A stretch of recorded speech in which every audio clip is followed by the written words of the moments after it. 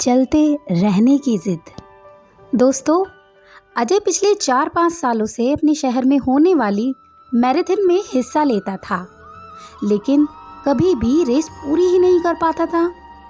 इस बार वह बहुत एक्साइटेड था, क्योंकि वह पिछले कई महीनों से वह रोज सुबह उठकर दौड़ने की प्रैक्टिस कर रहा था और उसे पूरा भरोसा था कि वह इस साल की मैराथन रेस ज़रूर पूरी कर लेगा।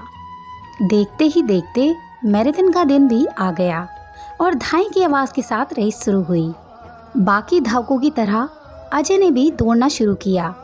वह जोश से भरा हुआ था और बड़े अच्छे ढंग से दौड़ रहा था, लेकिन आधी रेस पूरी करने के बाद अजय बिल्कुल थक गया और उसके जी में आया कि बस अब वहीं बैठ जाए। वह ऐसा सोच ही रहा था कि तभी उसने खुद को ललकारा, रुको मत अजय, आगे बढ़ते रहो। अगर तुम दौड़ नहीं सकते तो कम से कम जॉगिंग करते हुए तो आगे बढ़ सकते हो, आगे बढ़ो। और अजय अब पहले की अपेक्षा धीमी गति से आगे बढ़ने लगा। कुछ किलोमीटर इसी तरह दौड़ने के बाद अजय को लगा कि उसके पैर अब आगे नहीं बढ़ सकते। वह लड़खड़ाने लगा। अजय के अंदर विचार आया, अब बस और नहीं बढ़ सकता। लेकिन एक बार फिर अजय ने खुद को समझाया, रुको मत अजय, अगर तुम जॉग नहीं कर सकते तो क्या, कम से कम तुम चल तो सकते हो, तो चलते रहो। अजय अब जॉग करने की बजाय धीरे धीरे लक्ष्य की ओर बढ़ने लगा। बहुत से धावक अजय से आगे निकल चुके थे और जो पीछे थे वो भी अब आसानी से उसे पार कर रहे थे। अजय उन्हें आगे जाने देने के अलावा कुछ भी नहीं कर सकता था। चलते चलते अजय को फिनिशिंग पॉइंट दिखने लगा, लेकिन तभी वह अचानक से लड़खड़ाकर गिर पड़ा। उसके बाएं पैर की नसें खिंच गई थी।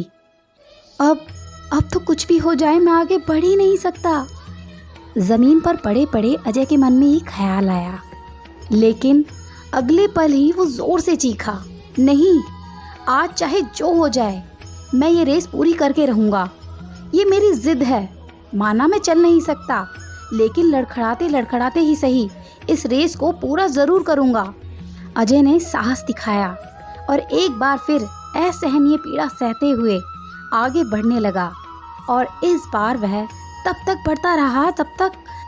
बढ़ता रहा जब तक उसने फिनिशिंग लाइन पार नहीं कर ली। और लाइन पार करते ही वह ज़मीन पर लेट गया। उसकी आंखों से आंसू बह रहे थे। अजय ने रेस पूरी कर ली थी। उसके चेहरे पर इतनी खुशी और मन में इतनी संतुष्टि कभी नहीं आई थी। आज अजय ने अपने चलते रहने की जिद के कारण न सिर्फ एक रेस पूरी की थी, बल्कि जिंदगी की बाकी रेसों के लिए भी खुद को तैयार कर लिया था।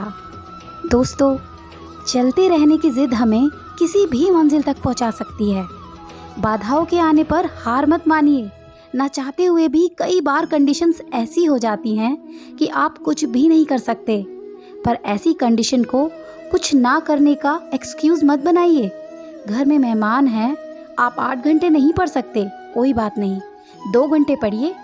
बारिश हो रही है, आप 10 कस्टमर्स से नहीं मिल सकते, कम से कम 2-3 से तो मिलिए। एकदम से रुकिए नहीं, थोड़ा थोड़ा ही सही आगे तो बढ़िए। और जब आप ऐसा करेंगे तो अजय की तरह आप भी अपनी ज़िंदगी की रेस ज़रूर पूरी कर पाएंगे और अपने अंदर उस खुशी, उस संतुष्टि को महसूस कर पाएंगे जो सिर्फ चलते रहने की जिद से ही आती है। तो दोस्तों, धीरे धीरे आगे बढ़ते रहिए। तब तक मिलते एक नई कहानी के साथ। तब तक के लिए अलविदा।